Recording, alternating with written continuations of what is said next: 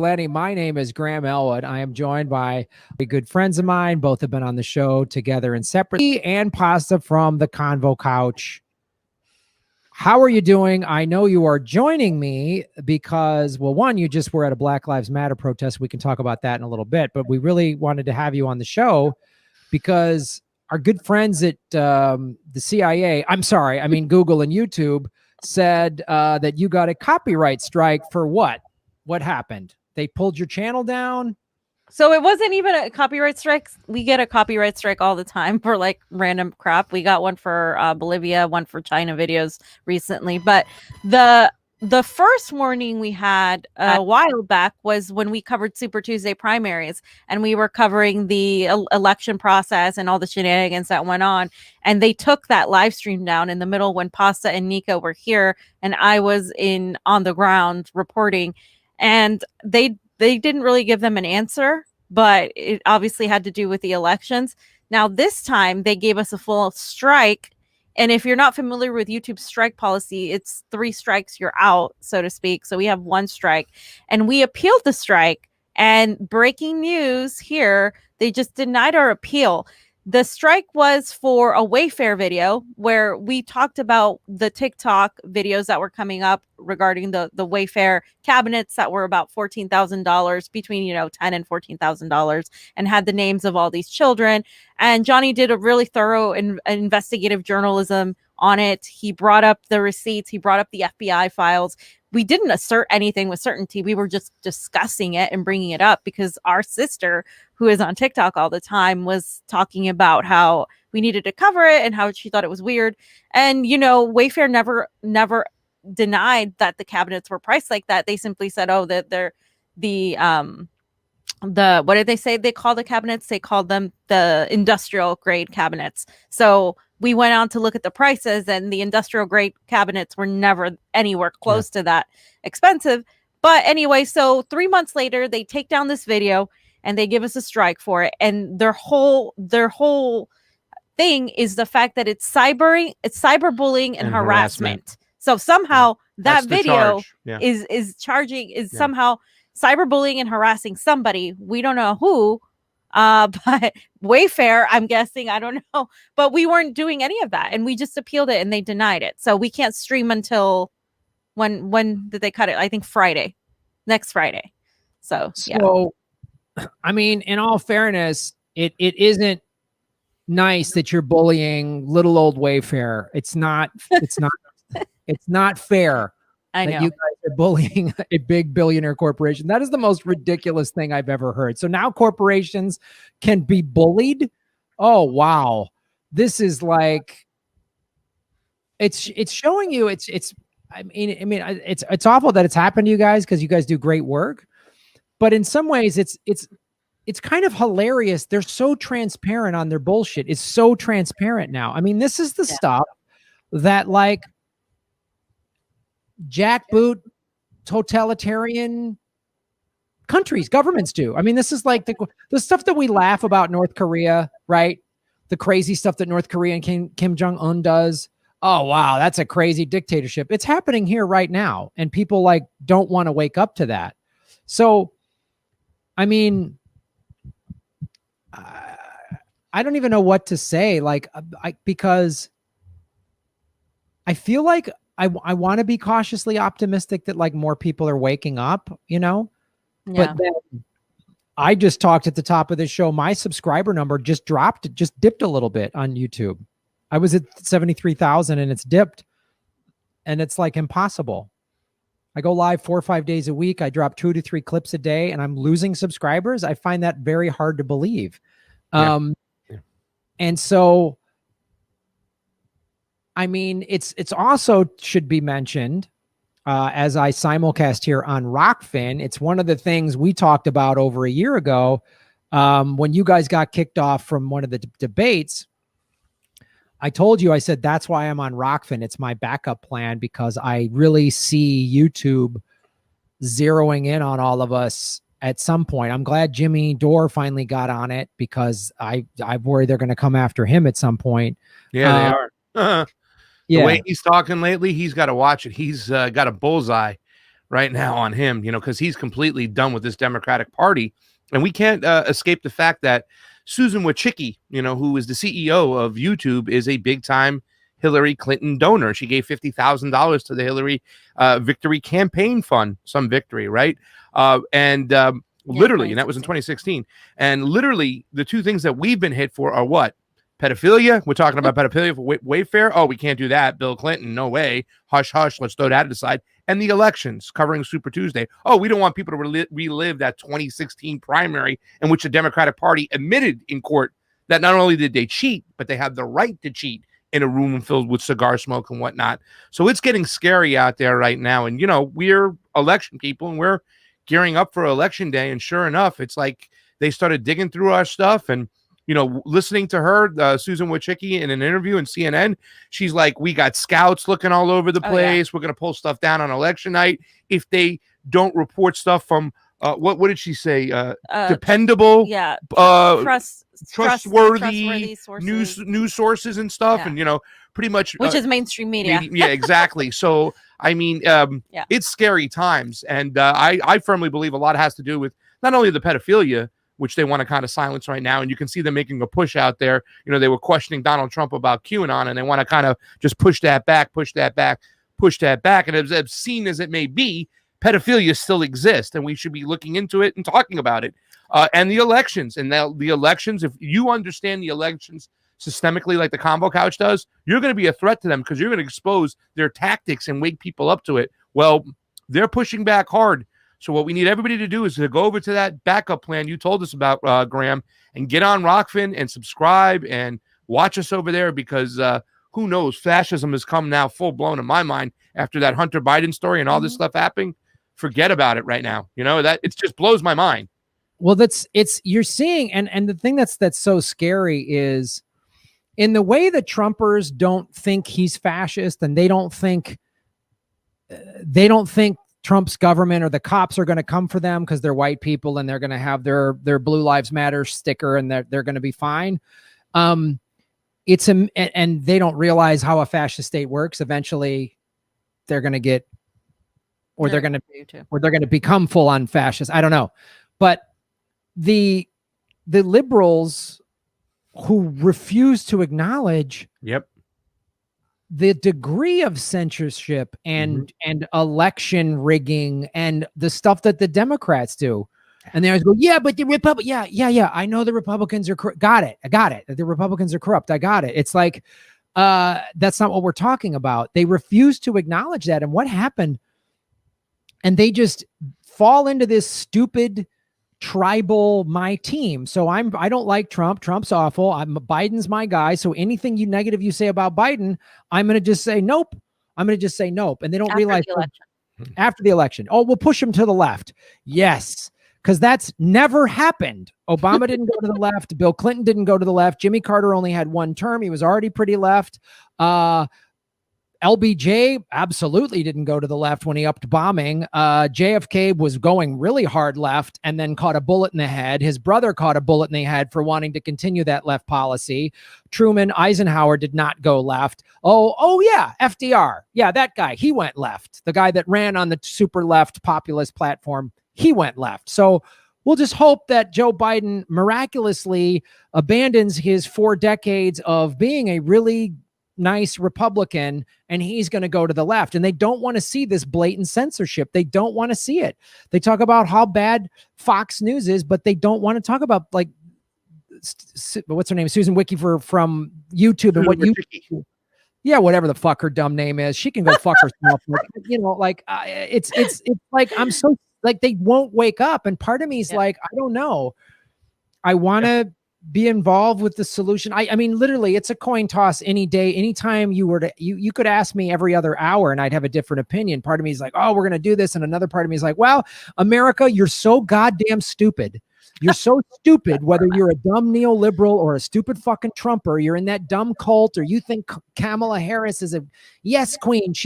You don't see what's going on. So maybe you deserve to just be locked into this hellscape because you're that dumb. Like you really think, and everyone's, it's funny. Like people are like, oh my God, 2020 is the worst year ever. When will it end? When will it end? This is the culmination of 4 decades of corporate coup, toxic capitalism, systemic racism. You just hope November 3rd, Joe Biden wins, and then yay, Santa's coming for Christmas and everything's going to be back on. There's a economic collapse coming. There's a 10-year recession coming. There's a fucking civil war that's already happening. There's going to be food riots. There's going to be a run on the banks. But you know what? You're doing all right there. You're doing all right there, America. Go for it. So and anyway, we have to talk about we have to mention too, Graham, like the war on journalism that's going on too, on real journalists, the independent media like ourselves, especially people like Vanessa, or Vanessa Beeley and Eva Bartlett. I covered that story too, and I'm sure that the mainstream media and YouTube and Google didn't like coverage of that story because we're blasting the BBC as state propaganda that they are. And that goes right along with the Assange case being so important, and also really shows just how silent all of the media has been. Even some of the progressive media have been when it comes to Julian Assange. And you're seeing these lines drawn in the sand, like Pasta said, between the anti-imperialist left that is fighting for civil liberties, as well as Medicare for all, as well as the environment, etc., but is also aware that, we can't have any of these things if we have people who are brainwashed by the propaganda machine and don't have an opposition, because the Democrats aren't in opposition. So what is left? The fourth estate. Well, the fourth estate has become propaganda everywhere in the Western world. So what's left is the independent media. And we are the last bastion that is fighting against the Russiagate bullshit, the Syrian chemical attacks bullshit. We are the last people that can actually inform. And that's why the free press is being attacked. And it's the free press that is exposing Joe Biden as well, equally as corrupt, if not more, than Donald Trump, which is why they're trying to censor everybody. And I really hate it when the left starts cheering for censorship, which is what I've been seeing a lot on my feeds on Twitter and Facebook, especially, where they're, they don't like QAnon. They don't like any of the right wingers. So because they don't like them, they're like, yay, get him out. And it's like, well, guys, it's ending up hurting us. The left, the very ultra left, the people who are fighting the establishment. That's who you're hurting right now. Yeah. And look, these dumb fuck neoliberals, especially the idiots in Hollywood, some of whom I used to be friends with, they don't share our views. They get mad at us. They blame us when we call out the Democratic Party.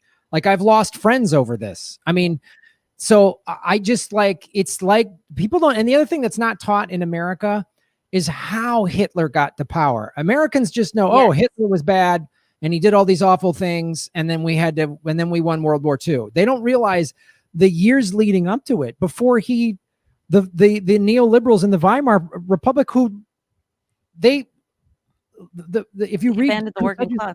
Yeah. They went after, they were liberal elites, and they just said, they turned their nose on the working class, and they let all this shit happen, and they were okay with so much of it. It has always been the liberals that have gotten in the way of the true left, like doing anything real for workers, for the anti-war movement. And then they're so drunk on this dumb identity politics that they can't see how awful Kamala Harris is. They can't see all the awful things Obama did. They can't see it. And they just go Trump bad, Trump. Like, they think racism started when Trump got elected. Like, they don't, and all the stuff that people who are like, oh my God, those Trump's federal cops are snatching people up off the streets in Portland. Yeah, that was awful. Obama did it to the Occupy movement.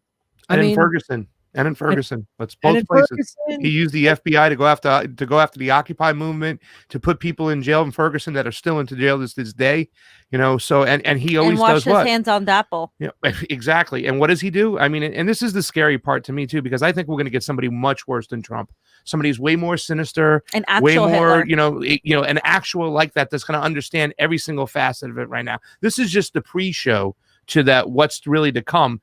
And, whether you like Donald Trump or not, what the intelligence agency is doing, and I think about Operation Mockingbird, the way they're so infested into our media all over the place, with the Washington Post and all these other situations where they can shut down media that's against them.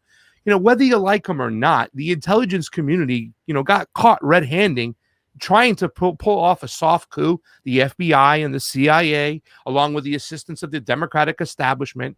And now you got Donald Trump declassifying all the information and saying, all right, now go and indict somebody, go and arrest somebody. But just like Ray McGovern said, they're not going to do it. They're not going to go after the intelligence community. They're too strong. It's like Chuck Schumer said. They have 16 ways to screw you till Tuesday, and they actually have a big control on our media, and they're shutting down any other media that opposes their narrative, especially when it comes to anti-imperialism, when it comes to freedom of speech. So, look out, watch out. And to see the left cheer it on, like Fiorella said, this is some scary times. Well, we've talked about this privately, but and I've said this on my show, I believe, is like, I was thinking this morning when I was swimming laps and I was like, God, I was getting into this, if I would have started my YouTube channel a little earlier, like 3-4 years earlier, before they implemented this algorithm that screws people like us over. Because the old algorithm that was just about, hey, the more videos you put up, the more ads we get, everybody wins. We're all good for it. I would have 200,000 subscribers right now. Jimmy would probably have 1.5 million people. It would be nuts. And then they started this thing in 2017, really, and ramped it up each year. And they've like, I've gotten a big following in spite of them. And going to what you said, I brought this up to my audience before, but I want to share it with everybody today. Why independent shows like yours and this one and Jimmy and Lee Camp, Lee Camp, man, what they've done to him and RT, you can't find Redacted Tonight anymore. It's like it, and he was like getting hundreds of thousands of views on his stuff like that. So to talk to your point of what Ray McGovern was talking about, this is the propaganda multiplier I want to show everybody. So at the top, you see the White House, the CIA, and the Pentagon. They feed all the stories to AP, AFP, and Reuters. Mm-hmm. So then all these other news organizations underneath them, you see, and this is the thing I love showing people, because you think Fox and MSNBC and CNN are all different. Now, Fox spews a specific type of propaganda to a very specific audience. Their job is to keep white people terrified, especially old white people scared. Antifa and Black Lives Matter are coming for you, right? That's their thing.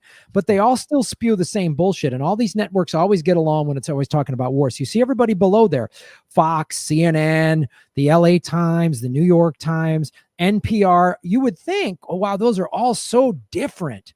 They'll carry such different points of view. No, they plant the same propaganda time and time again. None of those are talking about people like Vanessa Beeley. They don't know Vanessa Beeley has to come on shows like mine and yours, and they won't talk about Julian Assange. If they do, it's in a very skewed, propagandized narrative. And then you see all the masses below. So this is how they do it. And see, we don't fit into that. We don't fit into this narrative. And they know how we make our money. We make our money through clickable ads. We make our money through viewer donations. So if they stifle us, if I had 200,000, 300,000 subscribers, there'd be 2,000-3,000 people watching us right now. We have 498, which is a fine number, but they keep the message out. And then Facebook is a participant in that. That's the other thing I would put on that graph, is I would put social media in there. Oh yeah.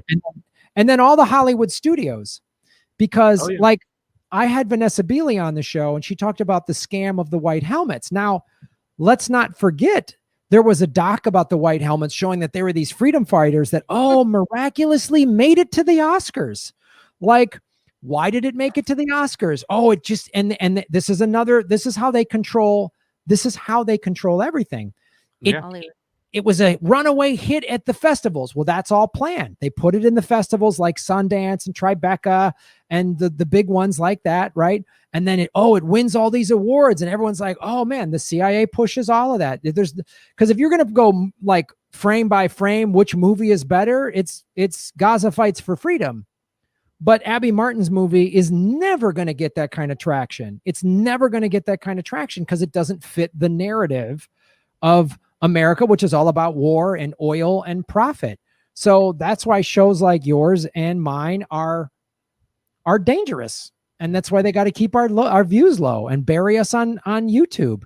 Yeah. You know, they're putting white helmets in video games too, as well now, like to make them look like good guys, and like in some of the Call of Duties and stuff. It gets really scary.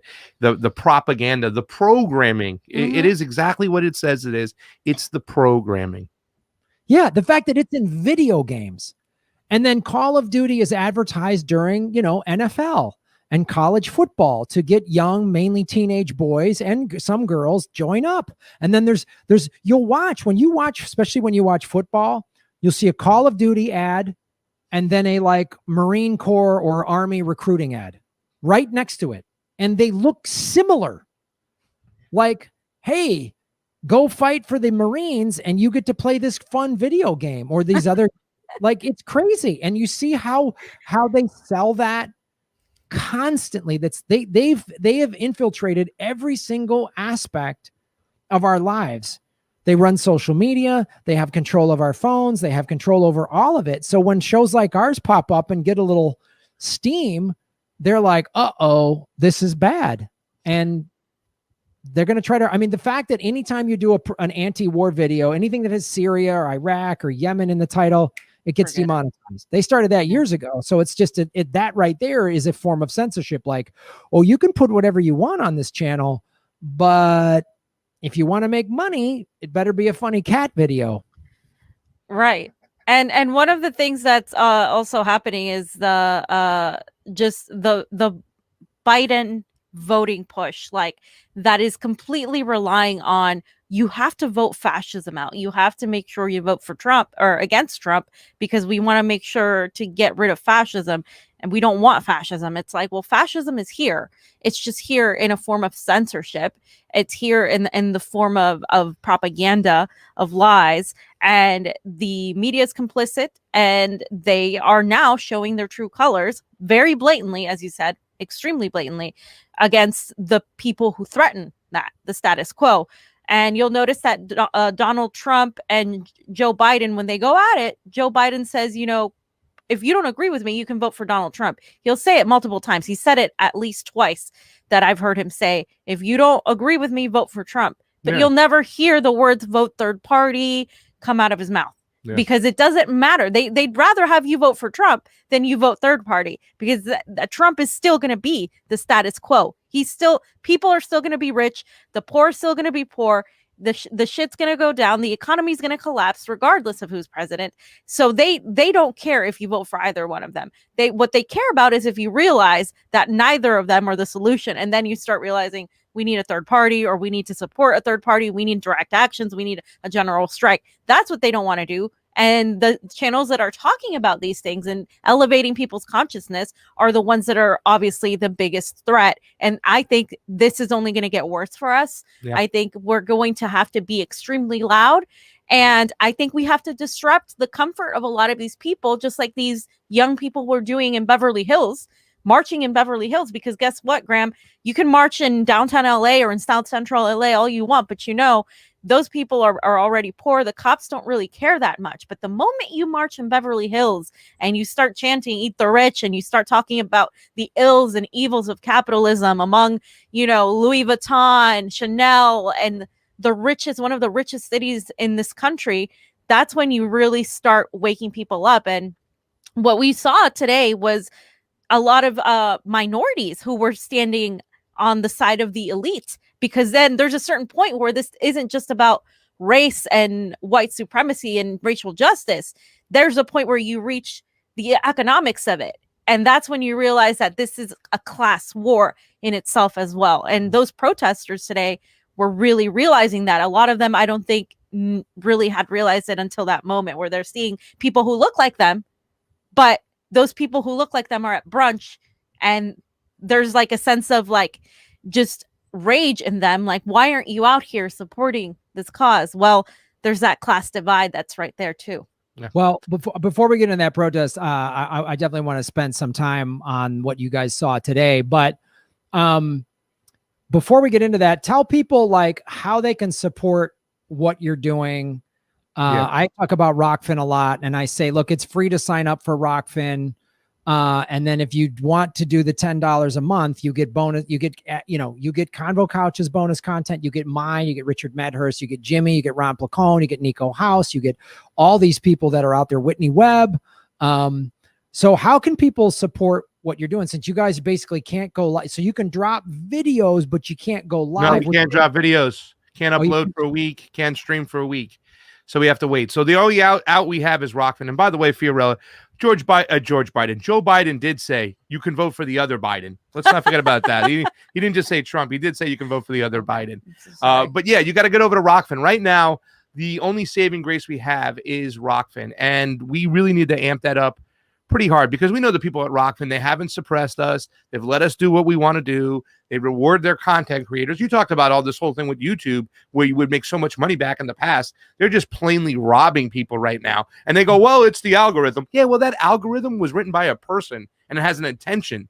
So, I mean, the only saving grace we have right now is Patreon. Of course, you can help us out. But to watch us where we stream, get over to that Rockfin, because none of those other platforms are safe. They're part of big tech. You want to put them on your little map, like Facebook, like Jack Dorsey and Twitter, who's taking a lot of shit right now. What's going on? You know what I'm saying? I mean, we can't trust a lot of those other platforms. Yeah. So we are seeking refuge in other places. And right now, it's all about our Rockfin. You got to get over to that Rockfin. And like you said, $9.99 you spend for Graham Elwood, you get all our stuff across the board. You spend $9.99 on us, you get everybody else's premium content across the board. So we really have to do. And also the economics of Rockfin are very important too as well, Graham, because you're actually pulling out of that whole kind of capitalist system of sorts, and you're getting into another monetary system that's transparent. That might be the saving grace out there. If the dollar collapses, you want to have some Ray in the bank. So look into Rockfin and enjoy us over there.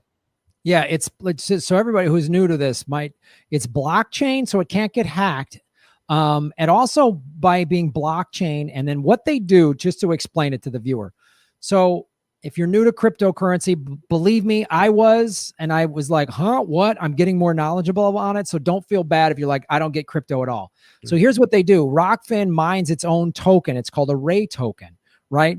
So that's how they pay us. So you pay your $9.99 a month in American dollars. They convert that to a cryptocurrency and they pay us in that. So they're mining the token. And what that means is then that's the value of the platform. So all the content creators are partial owners, which is another thing they've done. It prevents some big tech giant like Google from buying it out, because it's not like, oh, Google just bought all the stocks.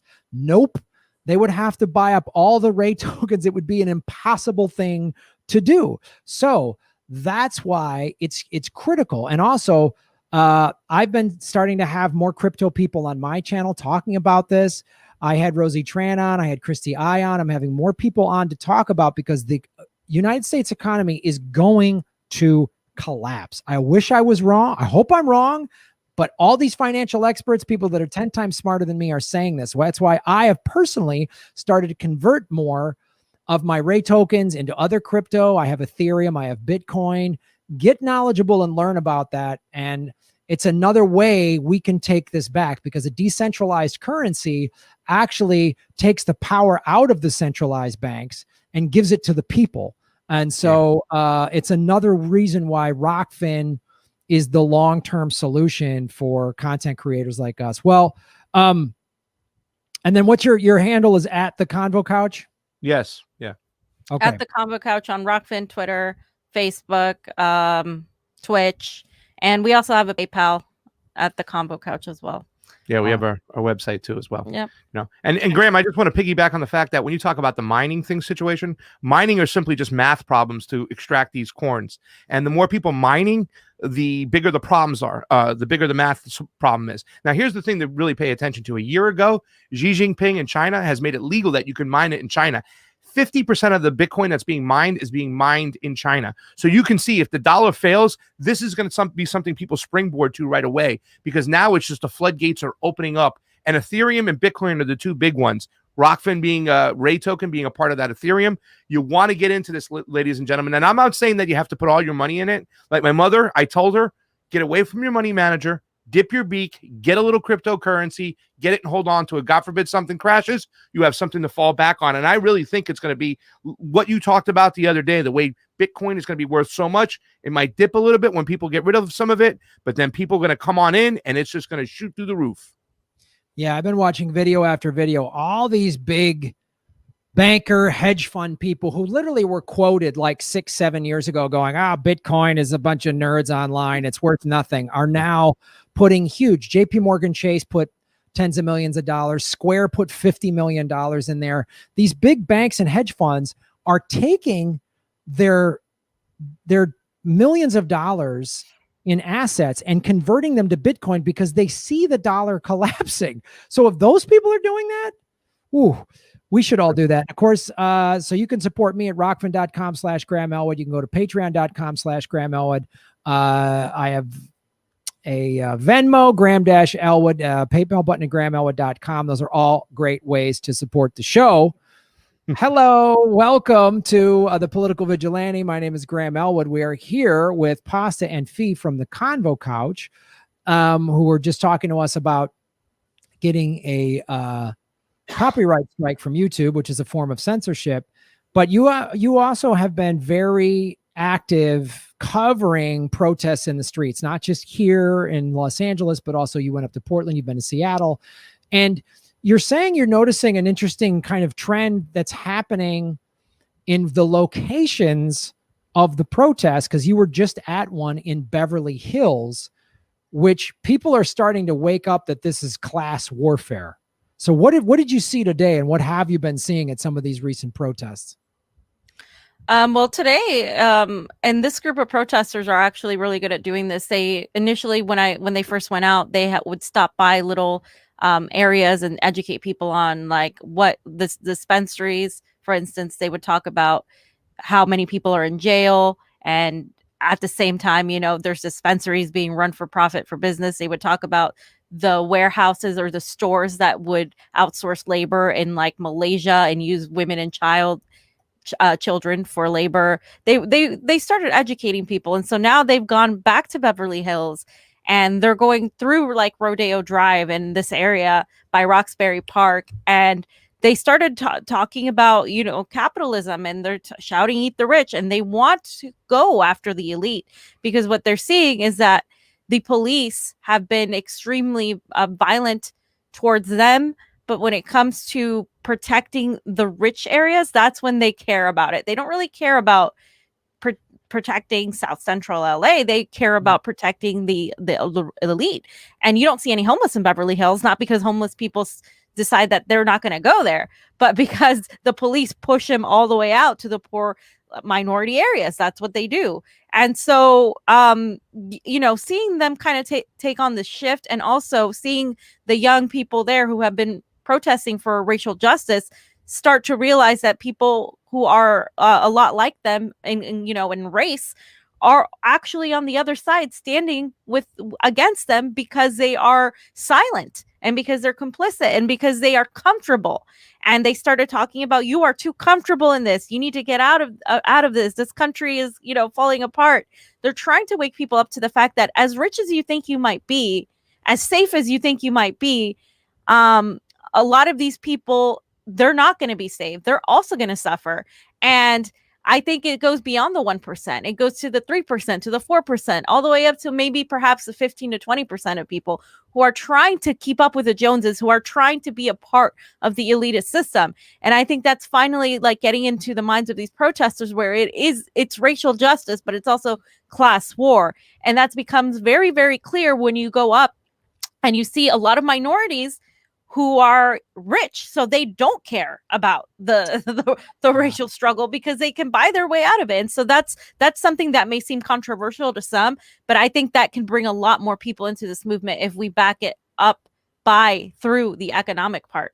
Pasta. So you were saying basically you were at a Black Lives Matter protest today in Beverly Hills, yep, which I'm sure was, Black people, Latinos, people of color. Most of the Black Lives Matter protests I've seen in LA are sort of a wide range of ethnicities, right? And then they thought it was just going to be rich white people in Beverly Hills, but no, there's people of color having brunch going, oh, I wish this protest would go away, basically. Oh yeah, there's a lot of people that were extremely like condescending, and thinking that these kids don't have jobs, that these people don't aren't doing anything. And it's like, well, a lot of these people have jobs, but I mean, we're also in the middle of a pandemic and economic collapse. So maybe, like, what's the percentage of people that aren't employed in Los Angeles?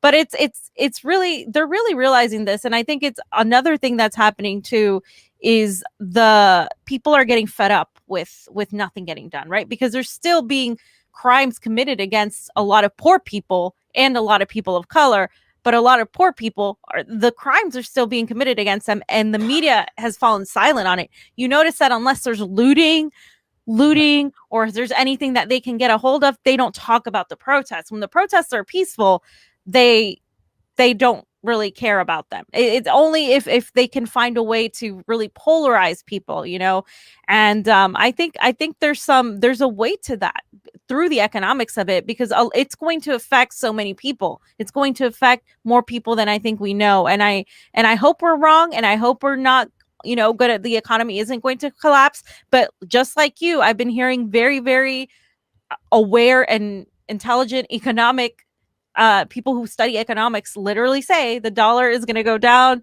the economy is on the brink of collapse, and people are starting to realize that time is of the essence to really speak about these issues. Well, it's a great point, because we live in this new era. It's not the 60s. I mean, there's obviously a lot of still that same stuff is happening without a doubt. But like you say, back in the 60s, it was very clear. The white people had all the privilege and the people of color didn't. It was very clear. And there's still very much of that. A lot of privileged white people, no two ways about it. But there are, especially in Los Angeles, a lot of people of color who've made it. They've successful, and they now don't give a damn. They don't care. I mean, you look at this, you guys have been to how many Black Lives Matter protests about the Jackie Lacey, she's the district attorney in LA. She's the most protested woman outside of the chief of police. She's a Black woman. I mean, I think people are waking up to this fact that yes, there's systemic racism. Absolutely. But this is you're seeing the powerful, and the thing that someone that's a millionaire, they think they're close to being a billionaire, and they don't really understand math, because if you make $1 million a year, you are only $970,000 away from making 30 grand a year, like having a really tough life in a city like Los Angeles. You are $999 million away from being a billionaire. So you think, oh, this class war won't affect me. It will, because let me tell you something. If your industry or business collapses, or you've got $1 million in the bank, and then there's a run on the banks, and the bank says, we'll only give you $1,000 of that million. Guess what? Now what? You can't afford to live in Beverly Hills. What are you going to do? And your rich friends aren't going to give a damn about you, because they're going to go, oops, bye. We got to protect ourselves. I don't think people realize that this is class warfare and systemic racism, but this is a full-on class warfare. And, I had Christy I on the show, who's on that show, Boom or Bust, on RT. And she's telling me venture capitalists, investment hedge funds, people like that in this country, outside this country, are shorting the dollar. And what that means to the viewer, they're basically betting against the dollar. They're betting that the dollar collapses. So if these people are investing tens of millions of dollars, if not more, they're not activists. They're not lefty they're full-blown capitalists, and they just want to make a profit, and they don't care who, how, or why. And if they're going to put all that money into shorting the dollar and the dollar collapsing, then they're going to probably make sure it happens. At the very least, not be sad about it because they made a profit. So that's the people that I'm hearing this from are not just the like Richard Wolffs of the world, who I got mad respect for, but it's just like full-blown capitalists who are just study the stock market and investing and all this stuff, are saying it's coming. There's no way around it. And the election isn't going to matter. It's coming. And it's going to bring, the degree of civil unrest is going to be through the roof. unfortunately, it makes me nervous. I'm scared about it, but they're like the George Floyd protests are going to look like a damn Disney parade. And I don't think people understand this, and they want to go to brunch in Beverly Hills and think it's all done. But I think all of America wants to just not pay attention. Like I was flipping through the channels and I'm watching football. I used to really care about it. I don't care at all. And I was just curious to watch it. And boy, you watch an NFL game, there's no mention of COVID or Black Lives Matter or anything. They just, I get their football and they just want to talk about their sports. But if you watch that and the advertisement, you would have no idea that we're like, there's wars in the streets. There's people getting shot. There's journalists getting arrested. There's shit collapsing. You'd have no idea. And I think some Americans just want to like, it's part of the great distraction. It's part of the big distraction. Give them circuses and bread and they'll never revolt. You'll see a bunch of Biden ads and a bunch of Trump ads left and right. The tribalism's still there going left and right. One of our friends just got on it the other day, and I'm really thinking about this whole situation because as we're out there in the streets, I'm like, well, right now this protest is going to get kicked up a real big notch once the tsunami of evictions really does kick in, and we have a friend of ours, Mel, who just got honored the other day for giving people showers. And they said this crazy stat that he's given this many showers and this long. And, they had the Ram mascot there honoring him from the LA Rams and, whatnot. But I started thinking to myself, man, Mel's going to be really busy come February because they have not presented any solutions and they start kicking people out of their houses. Also, a lot of those people that were eating brunch, because half of those people that were eating brunch, half of them are just pretending to be part of that 1%, 4%. They're going to have all their assets taken away from them and seized as well. So, I wonder what's to come for the future, but I am damn near scared. We heard some fuck Trumps out there. I would have liked to hear some fuck Bidens or fuck the system, because it's really about the system that's going to really bring people down. And especially in February, it's going to get scary. And let me tell you something, those people in Beverly Hills, they're not safe that these neighborhoods behind them start getting evicted in their houses. They're going to start. Do they think that was bad what they saw today? No. That's just a little appetizer of what's to come unless we get this situation figured out. And we need our lawmakers to act, and they are not acting. They're sitting back doing the same thing, going, hey, we feed them, Graham. We feed them. This is like, they make the French aristocracy of the 1700s seem a little more compassionate. Like, it's unbelievable. They literally...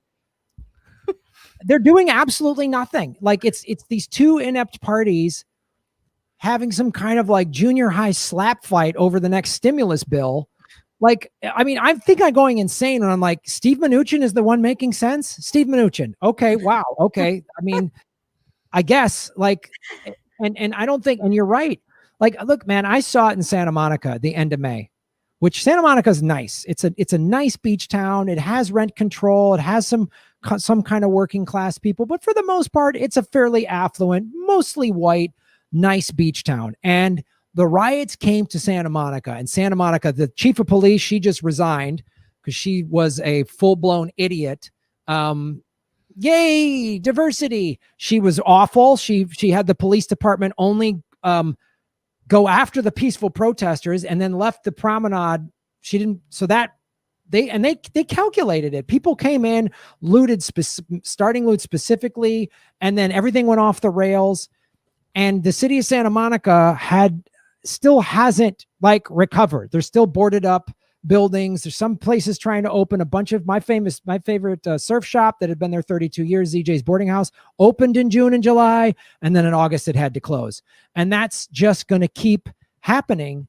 And look, all of the city of LA came to Santa Monica, and some people were there to peacefully protest, and some people were there to fuck shit up. And I said to someone that I ended up having to like end a friendship with, they were so like, why are they what are they? And I was like, I go, I'm not happy looting happened. I got into 3 arguments about this, all with baby boomer white people who lived in Santa Monica, by the way. And I was like, look, I'm not happy that these riots happened in my town. It's scary, but I understand the economics of it. And I've been to South Central, and it's not nice. It's not like Santa Monica. There's not a Jamba Juice and an REI and a Burke Williams and sushi. And so they got off the train and went, all right, the cops are busy. Shit, let's go. And, it's what I was at that moment, that was May 31st. I hadn't gotten my unemployment yet at that point. I got my unemployment June 5th. So if I didn't have this show and I was just a road comic, I probably would have gone into the grocery store, the Vons that was looted, and put a mask on and brought a backpack and taken some food out of there. Because I would have been like, at that point, I had only gotten the $1,200 at that point. So I don't know how I would have paid. I would have been like, probably like, well, I'm not paying rent June 1st. Yeah. I'd be one of these comics now who maybe I finally got my unemployment and maybe I'd be up to speed on my rent. Maybe I'd be a couple months behind, maybe whatever. Maybe I'd be one of these comics like, oh, I'm going to go on the road and do shows and risk getting COVID or whatever. But I get it. I'm a college educated white guy who's got no criminal record. And I was thinking about busting into a store and stealing food because I was fucking hungry. Now imagine you've been born into that and there's no hope. And then the cops can beat the shit out of you and kill you and there's no repercussions. I'd be fucking furious. And they don't understand Beverly Hills and Brentwood and all these other, they don't understand. Like the Rodney King riots, everybody came up Western Avenue across the 10. That's what happened. And imagine that times 10. That was about one event, right? That was one event. Since we've had Breonna Taylor, Jacob Blake, it's on and on. On top of that, you take the economic thing we're talking about. You talk about all the evictions. You talk about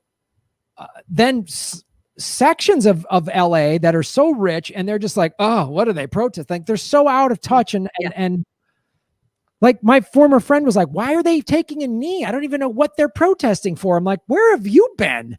They, and this is someone who had an Obama sticker on their Prius. Like, and this is, but they own an expensive place in Santa Monica. They have a nice home that they bought 20 years ago. That's now worth $1 million something. So I don't know that they realize what's coming. And then when society collapses in cities like Los Angeles, you've got all the street gangs, which have weapons. You've got like the Mexican mafia, the Russian mafia, the street gangs. You've got a fair amount of white nationalists there that are very secretive. What happens then? Like when, and you some dipshit neoliberal is going to tell me Nancy Pelosi is fighting for her? No, I mean, Graham, listen, I'm glad you didn't go into that supermarket. And if you are hungry, you should call up Nancy because she'll feed you. And that's something important to think about. But yeah, listen, those moves right there, really, to tell you the truth, I mean, I don't know how we get out of this situation. I mean, right now it's still that quiet before the storm. But what does happen in February? You know what I'm saying? The economy, they're going to open it back up. It's not going to open up the way it was before. How can you are going to be starving? It's so, and that's the other thing we forgot to put in there. The COVID numbers are spiking again. Yeah. Like we're going into the winter. They've been saying the winter, and every big virus, Spanish flu, all of them, the second wave is the worst. They said we're going into the winter. So you're going to have COVID. You have all these people, because capitalism is so broken. Everyone's like, we got to open up. All these states are opening up. Hawaii just opened up. All these tourists are coming. Like people, they have it's going to be this perfect storm of absolute chaos. And I don't think people get it. I think they just, like you say, they want to go back to the great distraction and say, oh, it's not that big of a deal. You guys are overreacting. Yeah. All right. Again, I hope I'm wrong. I will take no joy in saying I told you so when a country goes up in smoke. But this looks like a combination of the decades of racism that were in Yugoslavia, the collapse of the Soviet Union, and the class warfare of like Northern Ireland in the 70s, all rolled into one. Plus climate collapse. Oh, yeah. There's that fun one. And let me tell you something. Joe Biden is not going to ban fracking. Oh, I know. That's like Kamala Harris looked into the camera 3 times in the VP 3 times. Joe Biden's not going to ban fracking. I was like, and then she tweeted it immediately following the debate. She tweeted it just in case you didn't hear. Hey, guy, Graham, in case you didn't hear, Kamala Harris just tweeted 2 seconds after the debate ended. She was waving people and putting it on her Twitter as right. When she was finishing the debate, She put it on there just to make sure you heard he is not going to ban fracking. And how could she say that? Wasn't she one of the co-sponsors of AOC's watered down corporatist Green New Deal of sorts in the Senate? Wasn't she? Yeah. It was convenient for her in the primary, but come general, baby. Backtrack. Yeah. I'm voting for the other Joe Biden. That's it. Listen, Fat. That's Joe Biden. I watching those two debates, I was like, these were Republican debates. Like this was like a Republican and a fascist debating Republican policy from the 1980s. Yeah. I mean, I think they're both fascists in their own right. I just think, the Democrats are crypto fascists, the Republicans are outright fascists. At the end of the day, they're one big aisle, one big oligarchy, and the Democrats are there to distract us, stop the progressives from getting anywhere, so we can never truly fight fascism because they stop us at every turn. I mean, if we wouldn't be in this situation if Bernie Sanders hadn't been cheated in 2016. Exactly. We wouldn't have any of this. Does that make people mad to realize that? If Hillary Clinton and the DNC hadn't rigged it, we would have a completely different world right now. But Russia. And now Bernie Sanders' movement has completely upfolded on itself, and people are so disillusioned too with him, with every politician that has who voted for the CARES Act, who literally again gave the largest transfer of wealth to the 1%. He can talk about the 1% all he wants, but come on, what is voting for Joe Biden going to do for anybody at this rate? This is that is nothing. We need to be focused on what's happening right now, the economy, all these people, all this mass civil unrest, all the direct actions that could be accomplished if we said, hey, we need to get these 10 demands right now, or else we're going to halt the economy. Yeah. Period. Yeah.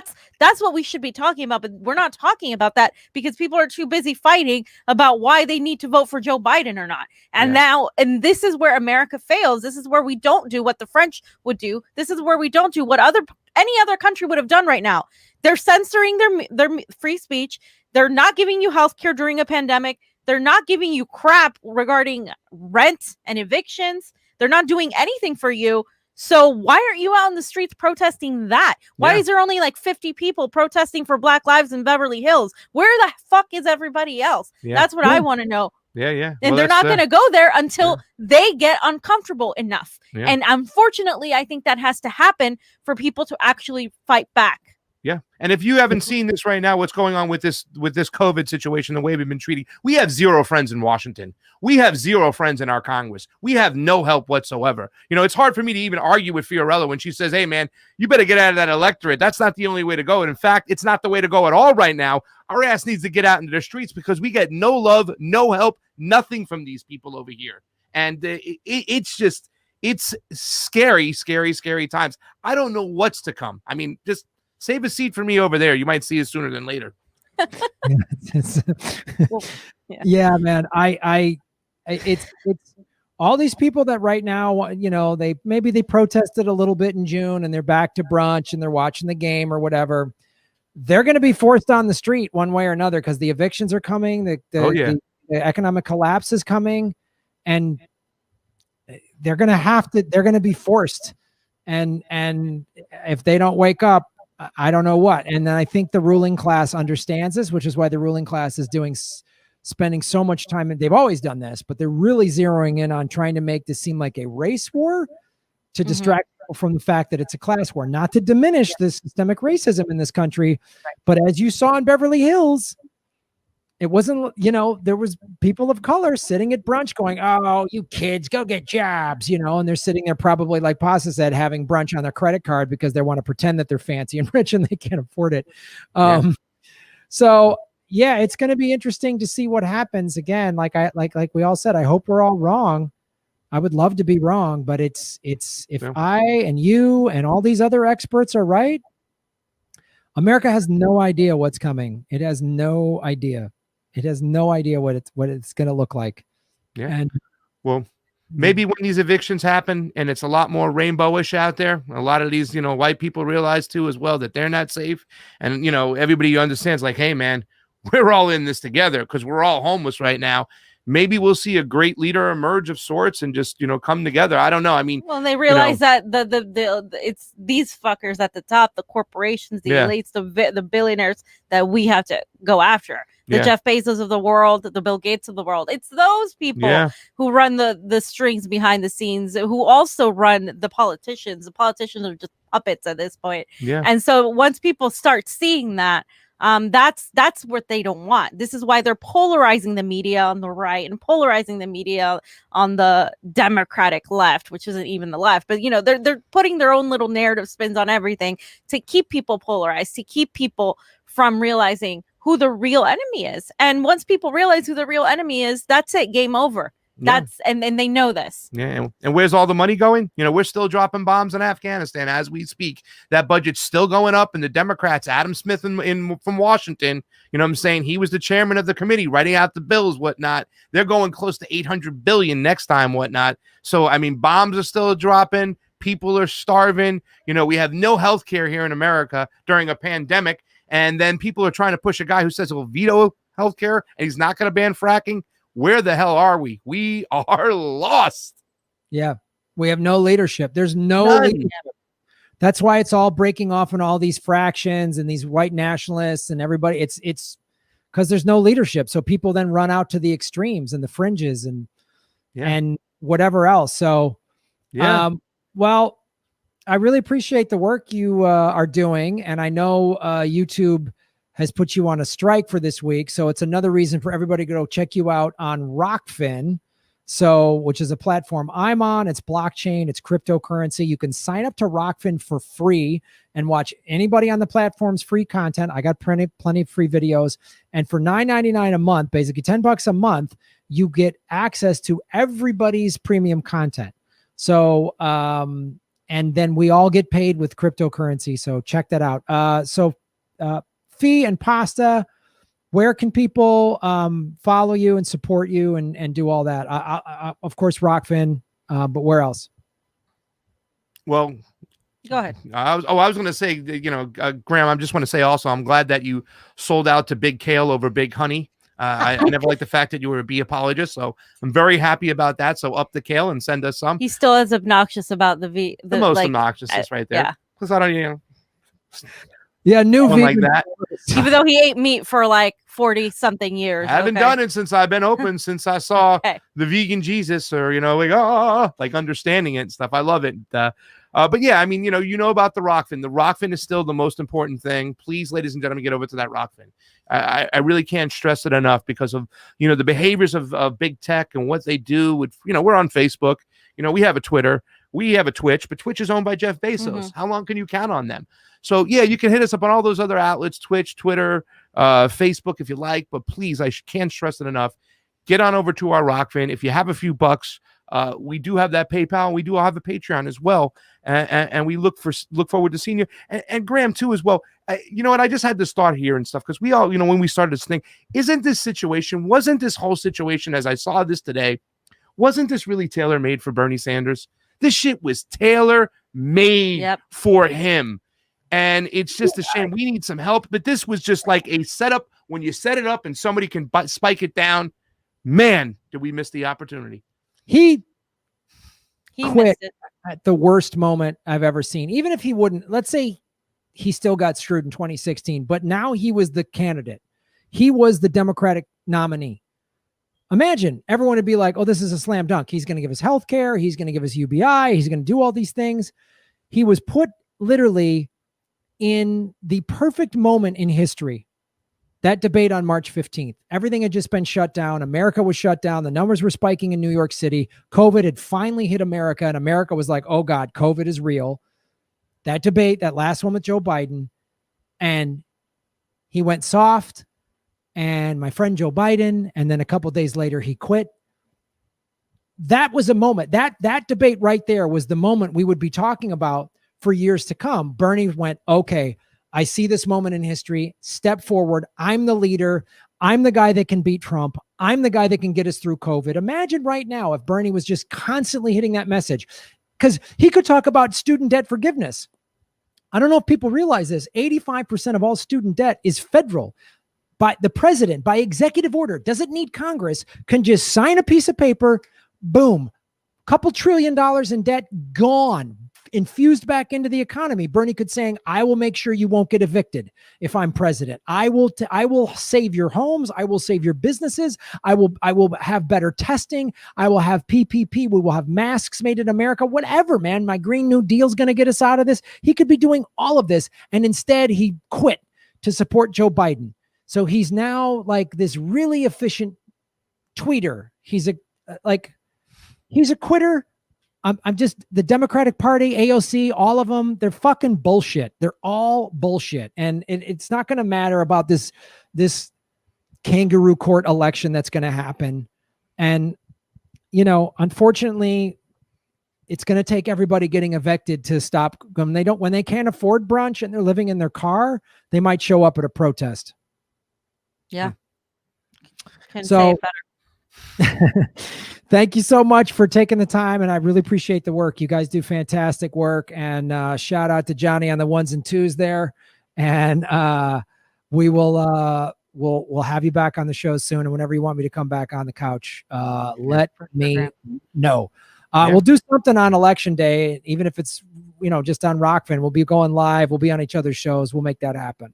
Yeah, we will. Yeah. Graham, thank you so much for getting us on. You know, this censorship thing is really, really scary. And, you know, the fact is, like, YouTube has done situations where they've gone in and given people 3 strikes at one time. Like, oh, we changed our rules of engagement. What do you call it? The guidelines, the community guidelines. Go on in there, grab 3 videos of old, pull them out and say, now your channel's done. Yep. So, you know, believe you me, I'm as frightened as can be. And I really do appreciate you putting us on your show so we can get the news out there, whatnot, and get more people on that Rockfin to get some protections. Because unfortunately, censorship and fascism is just running wild in America, and the journalism is under attack, and it sucks. And people don't realize. We have a PayPal, guys. Yeah, go to there. So support their show, support indie media. Pasta Fee, thank you so much for coming on the show, Graham. And we'll see you soon. Wait, here comes Johnny Sue. Hey! Oh, Johnny, look at that. Beautiful young man. Look at that. That's the Convo family right there. Look at him. Good to see you. We're going to go make some vegan food now, Graham. All right. Stay away from the honey, big kale. All right. All right, guys. We'll see you.